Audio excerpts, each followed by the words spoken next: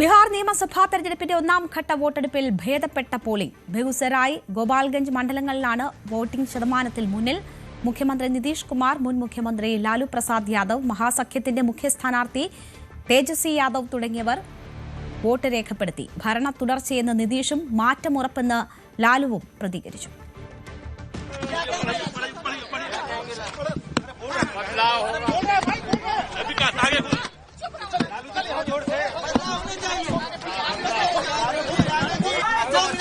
ये बिहार के लोगों से यही अपील है कि मतदान केंद्र जाएं, अपने वर्तमान भविष्य को देखते हुए वोट दें। नौकरी, रोजगार, कारखाने बिहार में खुले, अच्छी शिक्षा चिकित्सा हो, पढ़ाई दवाई कमाई की जो बात करें उसको जो है मतदान करें। यही हम सब लोगों से अपील करना चाहते हैं। उम्मीद क्या है सर? उम्मीद हम लोग जीतेंगे, सब लोग जीतेंगे, बिहार जीतेगा।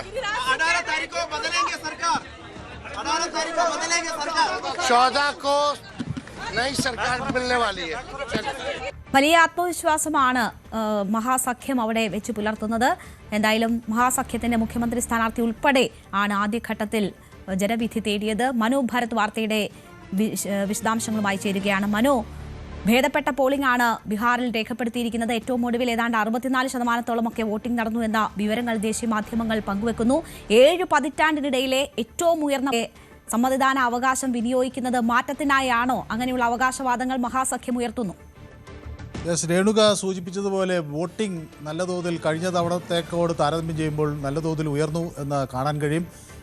ഒടുവിലത്തെ ഒരു തെരഞ്ഞെടുപ്പ് കമ്മീഷന്റെ കണക്ക് 64% വോട്ട് രേഖപ്പെടുത്തിയെന്നാണ്. 64.07% വോട്ടർമാർ സമ്മതിദാന അവകാശം വിനിയോഗിച്ചതിന് കണക്കുകൾ വന്നിട്ടുണ്ട്. പക്ഷേ ഇത് 65-ലേക്ക് എത്താം അന്തിമ കണക്കുകൾ ലഭിക്കുമ്പോൾ എന്നാണ് വ്യക്തമാക്കുന്നത്. ഏതായാലും ബേഗുസരായ് തന്നെ തെരഞ്ഞെടുപ്പിൽ കൂടുതൽ പേർ അവിടെ വോട്ടവകാശം രേഖപ്പെടുത്താൻ എത്തിയിരിക്കുന്നത്. ഏതാണ്ട് 69%-ലധികം ആളുകൾ ബേഗുസരായിൽ അവരുടെ സമ്മതിദാനാവകാശം വിനിയോഗിച്ചിരിക്കുന്നു.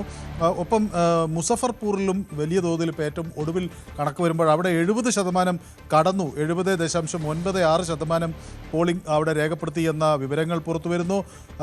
ഒപ്പം തന്നെ ഇത് അടുത്തൊരു കണക്ക് കൂടി വരുന്നുണ്ട്. സമസ്തിപൂറിൽ നിന്നുള്ള കണക്കുകൾ കാണിക്കുന്നത് അവിടെയും 70% പോളിംഗ് കടന്നു എന്നതാണ്. അപ്പോൾ ബേഗുസരായാണ് ആദ്യഘട്ടങ്ങളിൽ മുന്നിൽ നിന്നെങ്കിൽ ഏറ്റവും ഒടുവിൽ എനിക്ക് ലഭിക്കുന്ന കണക്കുകൾ അനുസരിച്ച് മുസഫർപൂറും സമസ്തിപൂറും 70% കടന്നിരിക്കുന്നു. ബേഗുസരായിലും 70% കടക്കും എന്നാണ് മനസ്സിലാകുകയും ചെയ്യുന്നത്. ഏതായാലും പറ്റ്ന നഗരത്തിലാണ് വോട്ടിംഗ് ശതമാനം കുറച്ച് കുറവ് എന്ന് തോന്നുന്നു. ഏതായാലും പ്രമുഖരൊക്കെ ആദ്യഘട്ടത്തിൽ വോട്ട് ചെയ്യുന്നൊരു സാഹചര്യം.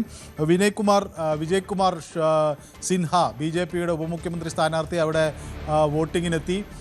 അദ്ദേഹത്തിന് നേരെ ആൾക്കൂട്ടം പാഞ്ഞെടുക്കുകയും ചെരിപ്പെറിയുകയും ചില ഗോഗോ വിളികൾ അല്ലെങ്കിൽ മൂർദാബാദ് വിളികളൊക്കെ ഉണ്ടാവുകയും ചെയ്തു. ഇത് വലിയ പ്രതിഷേധത്തിന് വഴിവെച്ചു. മാത്രമല്ല അദ്ദേഹം അവിടുത്തെ RJD നേതാക്കളുമായി നേരിട്ട് വാഗ്വാദത്തിൽ ഏർപ്പെടുന്നതിൻ്റെ ദൃശ്യങ്ങൾ കൂടി പുറത്തു വന്നു. അത് വലിയ തർക്കങ്ങളും കോലാഹലങ്ങളും ഒക്കെ സൃഷ്ടിക്കുകയും ചെയ്തു. ഏതായാലും ലാലുവിൻ്റെ മറ്റൊരു മകൻ ലാലുവുമായി പിണങ്ങി നിൽക്കുന്ന തീർച്ചയായും മനു, ആ ദൃശ്യങ്ങളൊന്ന് കണ്ടതിന് ശേഷം തിരിച്ചു വരാം. വലിയ വാഗ്വാദത്തിലേക്കാണ് ഇരുപക്ഷവും എത്തിയത്.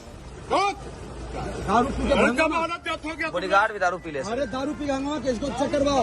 दे रहे हैं। ये राजद का MLC हो गया है। राजद का दारू पी का हंगामा कर रहा है। तुम बुरा जमाना जात हो गया। कहाँ प्रशासन बुला लगाओ? दारू पी का हंगामा कर रहा है बूथ पर जाकर के। വോട്ടെടുപ്പ് ദിവസമാണ് ഇങ്ങനെ ഒരു വാക്കുതർക്കം ഉണ്ടാകുന്നത്. വാഹന വ്യൂഹത്തെ പ്രധാന RJD പ്രവർത്തകർ ആക്രമിച്ചു എന്ന ആരോപണവുമായിട്ടാണ് ബീഹാർ ഉപമുഖ്യമന്ത്രി വിജയ് കുമാർ സിൻഹ രംഗത്ത് വന്നത്. ലഖിസരായിൽ നടന്ന സംഭവത്തിൽ പരാതിയുമായി തെരഞ്ഞെടുപ്പ് കമ്മീഷനെ സമീപിക്കുമെന്നും BJP വ്യക്തമാക്കിയിട്ടുണ്ട്. വിജയ് കുമാർ സിൻഹയും RJD MLC അജയ് കുമാറും തമ്മിൽ നടന്ന വാക്കേറ്റത്തിന്റെ ദൃശ്യങ്ങളാണ് നമ്മൾ കണ്ടത്. മനു, തുടർന്നോളൂ. അപ്പോൾ സ്വാഭാവികമായും ഇത്തരം വാക്കേറ്റത്തിൻ്റെ ദൃശ്യങ്ങൾ അവിടെ നിന്ന് പ്രകടമായി. ഒപ്പം പലയിടങ്ങളിലും വലിയ തോതിൽ സംഘർഷങ്ങൾ ഉണ്ടായില്ല എന്നത് വലിയ ആശ്വാസം നൽകുന്നു.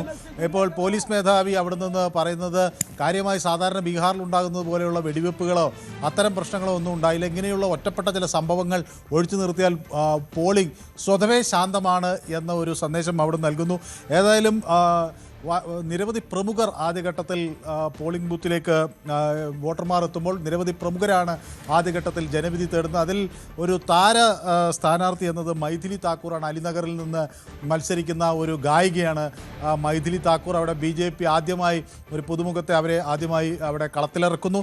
അങ്ങനെയുള്ള ചില പ്രമുഖർ, ചില താര സ്ഥാനാർത്ഥികളുടെ ഒരു മത്സരം ഇന്ന് ശ്രദ്ധേയമായി.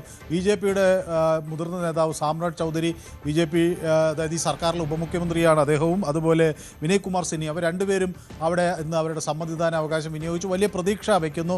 നരേന്ദ്രമോദി ഇന്ന് 2 ഇടങ്ങളിൽ, രണ്ടാം ഘട്ട തെരഞ്ഞെടുപ്പ് നടക്കുന്ന ഇടങ്ങളിലൊക്കെ പ്രചരണത്തിലുണ്ടായിരുന്നു. അദ്ദേഹം ഒരു കാര്യം വ്യക്തമാക്കുന്നത് വലിയ റെക്കോർഡ് ഭൂരിപക്ഷത്തോടുകൂടി BJP NDA സഖ്യം അവിടെ അധികാരത്തിൽ വരും എന്ന് അദ്ദേഹം പറയുന്നു. അതേസമയം മറുപക്ഷവും വലിയ പ്രതീക്ഷകൾ വെച്ചു പുലർത്തുകയാണ്. ഏതായാലും 14-ാം തീയതി 11 മണിയോടുകൂടി ഈ പ്രതിപക്ഷത്തിൻ്റെ കട അടയ്ക്കും എന്ന തരത്തിലാണ് അമിത്ഷാ റാലികളിൽ ഇന്ന് സംസാരിച്ചത്.